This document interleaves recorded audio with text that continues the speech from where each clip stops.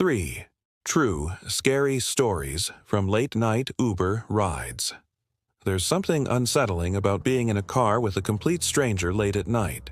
The dim lights, the silence between small talk, the winding roads with no one else around.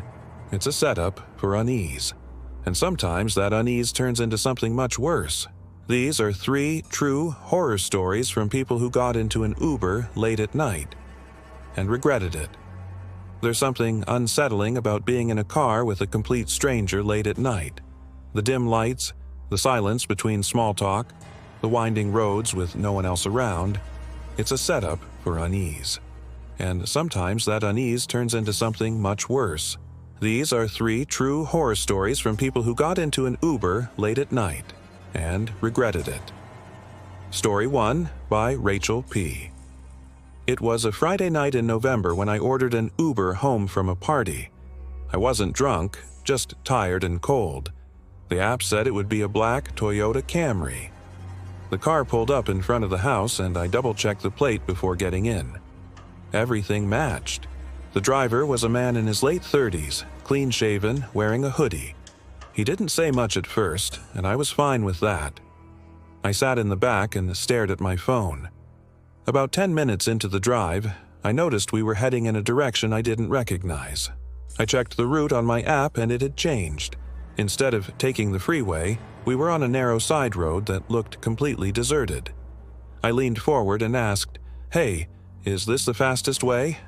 He didn't answer, just kept driving. I asked again, louder this time. Still nothing. That S when my phone buzzed, a notification from Uber. "Are you still on your trip?" I hit no, and it gave me the option to call emergency services. I tapped it, but there was no signal. No bars. We slowed down. I could see headlights ahead. Another car? I felt a flicker of hope until the driver pulled over and turned off the engine. He turned around and stared at me. His eyes were wide, unblinking. He said, "Do you believe in fate?" I didn't answer. I opened the door and bolted. I ran through the trees, tripping over roots and rocks until I saw headlights approaching on a main road. I waved frantically and a pickup truck stopped. The driver, an older man, let me in and called the police. They never found the Camry. The plates didn't match any Uber account, and the profile that picked me up was deleted hours later. All I know is I'll never take a rideshare again without someone tracking my location. If you're enjoying these creepy stories so far, make sure to like the video, leave a comment, and subscribe for more. If you have a terrifying experience of your own, send it to the email in the description below. Story 2 by Jordan C. I was driving for Uber during college, mostly late-night shifts because they paid better. One night around 2 a.m., I picked up a guy from outside a 24-hour convenience store. He looked normal, jeans, jacket, beanie, but he didn't talk much.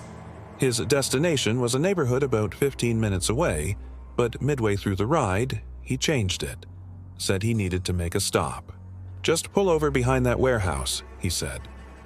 That alone was weird, but I didn't want to get a bad rating, so I complied. He got out and went behind the building. I waited with the engine running. After a couple minutes, I heard a sound, something like a trunk slamming. Then he came back, smiling now. I asked, "Everything okay?" He nodded and said, "Yeah, let's keep going." I dropped him off at a residential street. He handed me a $20 tip and walked away. I was about to pull off when I heard banging, coming from my own trunk. My heart dropped. I jumped out and opened it. Inside was a woman, duct-taped and crying. I immediately called the police. It turned out she had been reported missing that morning. They said the guy I picked up was a suspect in a kidnapping case. He had forced her into a trunk earlier that day and was planning to move her somewhere else. If he hadn't stopped, if she hadn't made noise, I don't even want to think about it. They caught him later that week. I don't drive Uber anymore. Story 3 by Luis M. It was a quiet Sunday night. I got an Uber from the airport to my hotel after a weekend trip. The driver was a woman in her 40s, really friendly, asked if I had flown in for work or vacation. I said just a quick getaway, and we chatted for a bit. About 5 minutes in, she said, "You know, you look just like my son."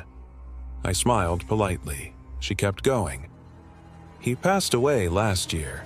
Drunk driving accident. You're even wearing the same kind of jacket." I offered my condolences, and she suddenly got quiet. We drove in silence for a while until she said, "Maybe this is fate. Maybe this is my second chance." I was confused. Then she turned onto a dirt road, completely off route. I asked her what she was doing. She didn't respond. I told her to let me out, and she locked the doors. I started yelling, trying to unlock them manually when she said, "I'm not going to lose you again." I finally managed to roll the window down and squeeze out while the car was still moving. I scraped my leg pretty badly but got to a gas station nearby and called 911. They found the car abandoned hours later. No trace of her. I check every Uber driver's photo now. Every time. Late-night rides might seem convenient, but in the wrong circumstances they can turn into something out of a nightmare. Whether you're a rider or a driver, remember, trust your gut. Because sometimes getting in that car is the worst decision you'll ever make.